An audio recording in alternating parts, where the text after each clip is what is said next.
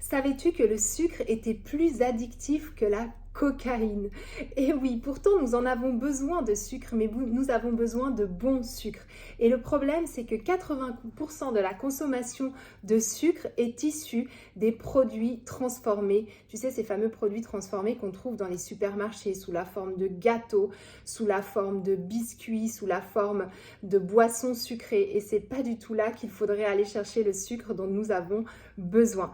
D'autant plus qu'il y a 3400 millions de cas de diabète de type 2 dans le monde. Donc les choses sont vraiment à revoir et il est temps de se poser les bonnes questions. Alors ce sucre finalement c'est quoi? On peut trouver plusieurs appellations au sucre comme le dextrose, le fructose, le galactose, le lactose et même l'amidon, puisque l'amidon, c'est une forme de sucre et c'est la forme de sucre des féculents.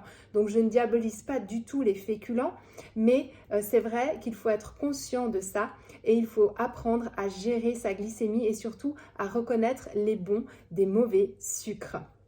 Alors maintenant, il faut aussi savoir que si tu consommes du sucre raffiné en trop grande quantité, on l'a vu, tu peux avoir un diabète de type 2, tu peux aussi développer des cancers, des problèmes de peau. Les problèmes de peau et cette mauvaise gestion de l'insuline, je vais t'en parler de l'insuline, elle est souvent due à une consommation excessive de sucre raffiné. C'est pour ça qu'on trouve souvent d'ailleurs des problèmes de peau chez les ados, entre autres.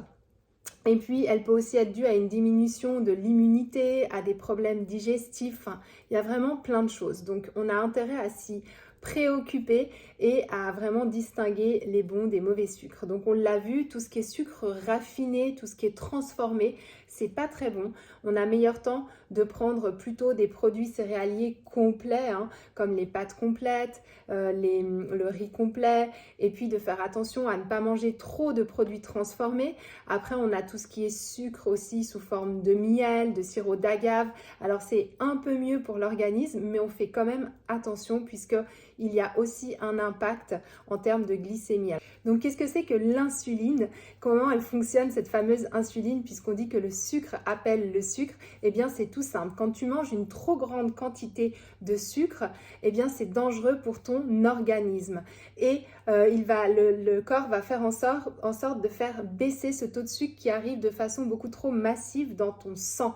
Comment? En déclenchant l'insuline. L'insuline, c'est l'hormone qui va aller chasser le sucre dans la cellule. C'est la petite clé qui va ouvrir la cellule et qui va faire que le sucre va rentrer, et se transformer sous la forme de gras. Il y a aussi du sucre qui va être stocké dans le foie, mais bon, ça c'est encore autre chose. Là, je te schématise vraiment ce problème du sucre qui appelle le sucre et ça se passe au niveau donc de cette fameuse insuline.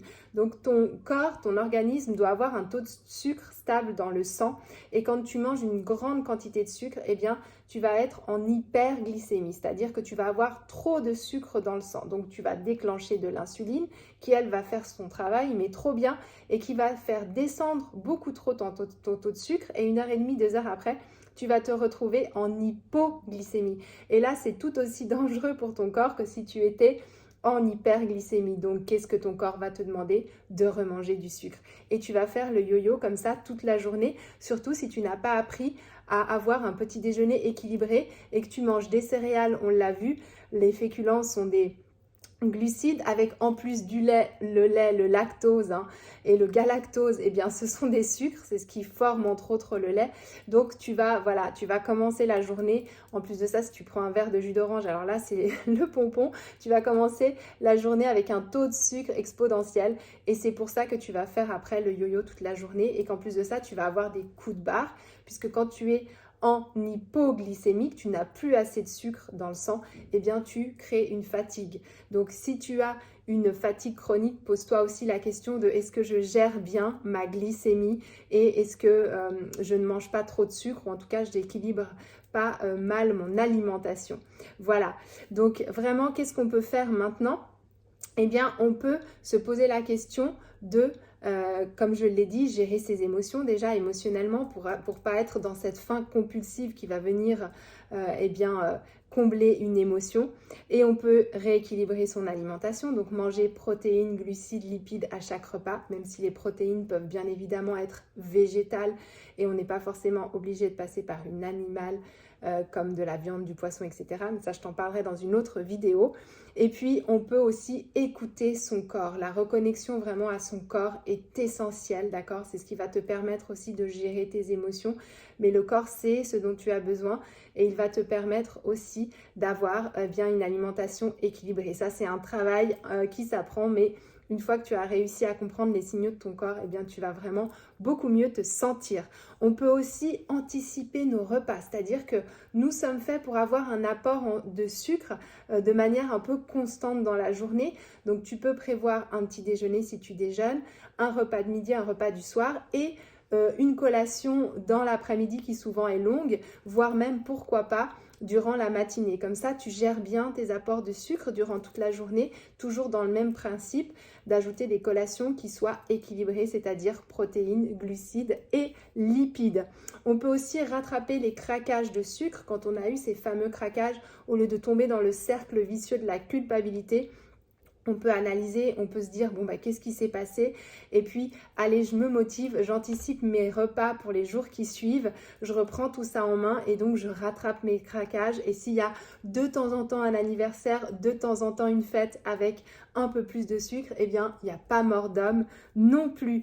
Et puis, la dernière des solutions, c'est tout simple, c'est aussi bien évidemment de te faire accompagner, puisque plus tu auras les informations en fonction de ta personnalité, de tes besoins, les bonnes informations que tu pourras intégrer au bon moment, eh bien, meilleure sera ta gestion de l'équilibre alimentaire. Donc oui, se faire accompagner ou en tout cas se renseigner comme tu es en train de le faire en ce moment, c'est très très très important.